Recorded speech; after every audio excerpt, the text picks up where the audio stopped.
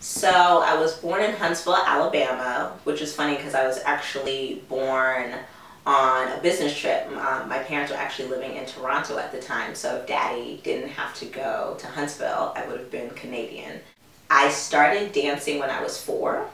Classically trained. I did ballet, jazz, and tap all throughout pretty much up until high school, and I kind of just chilled out after that a little bit. It was more like kind of hip-hop and kind of just like leisure and social kind of dancing. But yeah, I've been dancing since I was 4, and I think that's why I've been in love with it for so long. I went to preschool in Saudi Arabia, which is kind of random, but it was super fun. My dad was working in that country for that time, and so it was actually a bunch of us. It was like the UN of preschools. It was like kids from South Africa and London and the States, so preschool in Saudi Arabia was pretty cool. I think one of my favorite memories is having a snapping turtle. His name was Scotty, and my parents actually found him driving home, and they were about to hit him, and I had gotten straight A's, so my parents actually surprised me with him, and I just thought he was the coolest thing until he snapped at one of the kids at the playground. And so we had to give Scotty up. We actually just let him free. I had 2 gerbils, and they were black and looked like a charcoal, kind of like black almost color, and white, and we named them Salt and Pepper. If somebody asked me where I'm from, I kind of say nowhere, because I kind of grew up everywhere. I have moved every 2 years of my life until I was 16. My dad is a civil engineer, and that's why we moved around so much. I think people always thought that I was like an army brat, but I guess I was an engineer brat. I have a younger sister. Her name is Maya, and we are 6 years apart. I'm the oldest, but if you see us, you probably think that she is the oldest. I am actually double jointed in my right arm, and if you're squeamish, it's probably not for you, because the bone kind of sticks out when I turn my arm all the way around. And it's actually one of those things I found out by accident. You don't really I mean, like, how else do you find out that you're double jointed? I've been married for almost 4 years, and I actually met my husband on MySpace, which a lot of people don't know. It wasn't out of like an online dating kind of situation. It was just kind of one of those things that I actually kept in touch and was social with my friends on MySpace, and we were friends on MySpace for 2 years before we met in person, and then we became friends, and we dated for 6 months before he proposed.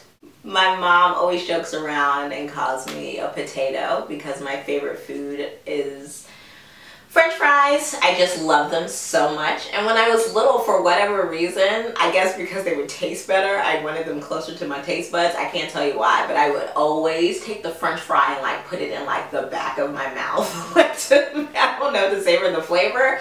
I don't know. I'm okay with being judged for that, but I just think that it was necessary for the taste, you know. I was really blessed because I was able to know all 4 of my grandparents. Both my mom's parents and my dad's parents were alive and constants in my life until I was 19. I don't know a lot of people who had that kind of opportunity, so I'm super blessed and excited to have had that. My first car was a 1995 Pontiac Sunfire. It was purple.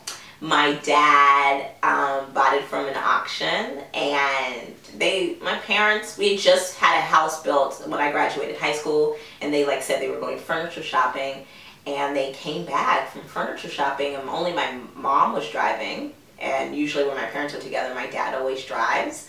And he was driving behind her with this car, and I just thought it was so cool because it was purple, and it was mine, you know. Obviously it wasn't like this brand new like Rolls Royce, but it was mine, and I just thought that that was so sweet and thoughtful of him to have done that. Gosh, I was obsessed with Brandy growing up, and so I literally wore micro braids, like, you know, those, you guys know what micro braids are. If you watched Moesha or if you were a Brandy fan, I literally got my life with braids. I probably wore braids from the time I was 9 till I was 21. I'm not even lying. I was not at all allowed to watch TV growing up. I've never had my own TV until I was about 19 years old. I was not allowed to watch TV Monday through Thursday.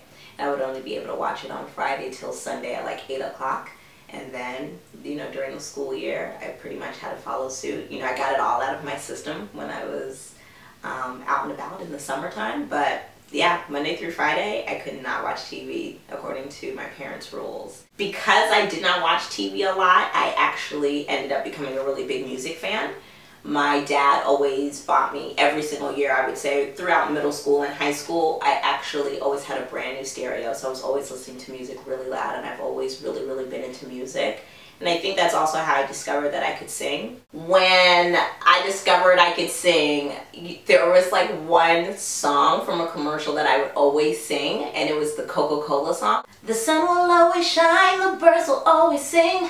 Wherever there is fun, there's always the real thing. Honestly, thanks to that commercial alone is probably why I have any type of vocal ability as a singer, because I sang that thing, no lie, no less than like 1,000 times. Always the real thing, Coca-Cola Classic is always the one. Wherever there is fun, there's always Coca-Cola, yeah.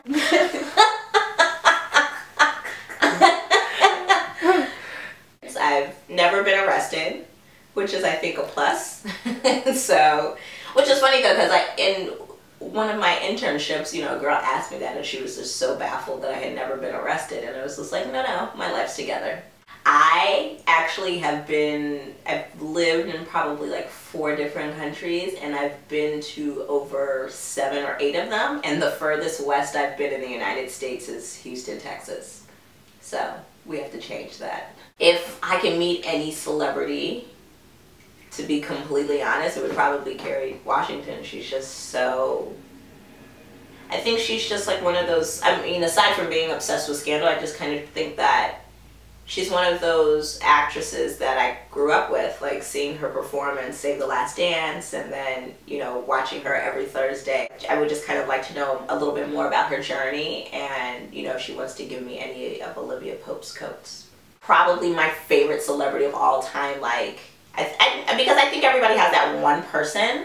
For me was Usher. I just think that Usher, I was really convinced at one point that I was going to marry Usher and have his children. Maybe about 2 years ago at a meeting at the St. Regis in Buckhead, and I was waiting for my car in valet, and he walked by. I'm a fairly composed person, and I just literally had one of those fanatic moments. I literally couldn't even speak. I was like, hey, and then he looked at me and I just froze, and, you know, and I was just like, I've been a fan of yours forever. And he was like, well, thank you. And he smiled, and I was like, you know, so yeah, you know, meeting Usher for those 2 seconds was probably the best thing ever. Yeah, I just love Usher. I still love him. You know, if I had the opportunity to meet him, I would certainly take it, and just, I know everything about him, so I really wouldn't ask him anything. The blogger thing kind of happened as an escape mechanism for me. I was working retail management, which I don't wish on a war criminal. And when I got engaged with my husband now, when we got engaged, I was just like, this is just not how I can start my life as a woman, you know, as a wife, and we're moving in a house. I was just like, I can't do retail. And I got these internships, and I started Mattiology on Blogspot, really just as, you know, fun and hobby kind of escape. And then when I won Miss Liberia, it was like, well, more eyes are on me, so I might as well take this Mattiology thing seriously. And I bought the domain and kind of just ran with it. And for like the first 6 months, I wrote about random celebrity style, which was just, it was just so far-fetched because so many different people were doing it at such a level that I wasn't even matching. I started blogging about myself just because I couldn't think of anything else, and I quadrupled my traffic. And so I was like, oh, well, I guess it would make sense if Mattiology was about Mattie.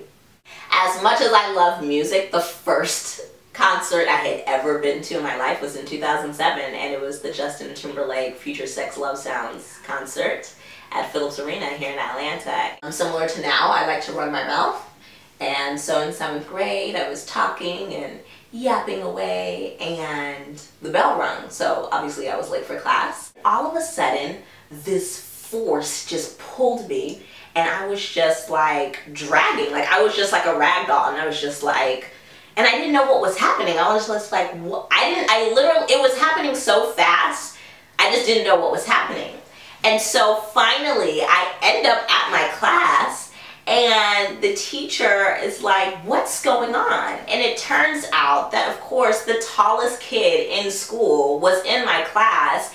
And when we were talking, like all at our lockers, I had some kind of net zipper thing on my book bag. And so our book bags got hooked, and he ran to class with me on his back, and he did not feel me at all. So he arrived to class with me on his back. So I was never late for a class again in the 7th grade. It's interesting because even though I'm a style blogger, I went to school for sports journalism, and I was just really convinced at one point in my life that I was going to become the Oprah of sports. But then I started wearing high heels, and that kind of changed my mind. So what are you going to do? But I was always the token black kid in an all-white neighborhood, and I've never felt different, you know. For me, it was just kind of just like, oh, I mean, it just is what it is, you know. And if you don't like me, I've never thought it was because I was black. I just thought it was just because you're stupid. You know, like, you just, like, why wouldn't you like me? I'm fun, I'm nice, I do well in school, I have a great family, I live in the same neighborhood you do. There was one time in dance class, I was 6. For whatever reason, I had just noticed it that day, and I went up to my mom, and I was just like, I mean, why am I different? You know, like, I'm black and all the other little kids are white. And I kind of had like a little panic attack, and my mom, I mean, she just, without even blinking twice, she just stopped me, and she just looked at me dead in my eyes. It was like she was looking through my soul, and she just said, I mean, can you dance just like all the other kids? And I said, yeah. And she was like, can you read just like all the kids? And she was like, yeah. She was like, you have a mom and dad just like everybody else? And I was like, yeah. And from that moment on, it was like, well, yeah, there really is no difference. And so I've never really had an issue as race, or use that as a clutch or anything like that. And I hope to pass that same lesson on to my kids, because it's probably one of the most important things my mom did for me in my life. I thought that was a good story, though. It was deep. I mean, I'm about to cry. Yeah. The first pageant I was in was the Miss Black Teenage Pageant in Pittsburgh, and I did that, and there was 51 contestants, and I made the top 15 finalists, and I won Miss Congeniality. And this is the little trophy I got, and they spelled congeniality wrong, so it says Miss Congeniality.